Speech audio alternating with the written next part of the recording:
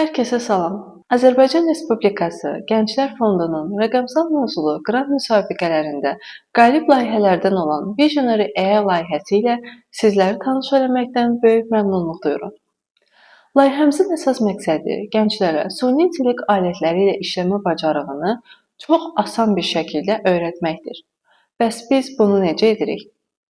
Müxtəlif sosial platformalarda paylaşılan qısa video məzmunlar hazırlayırıq.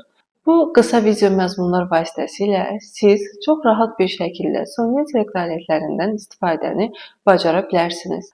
Azərbaycan Gənclər Fondu tərəfindən rəqəmsal mövzulu qrant müsabiqə çərçivəsində layihəmizə 3300 AZN qrant ayrılmışdır.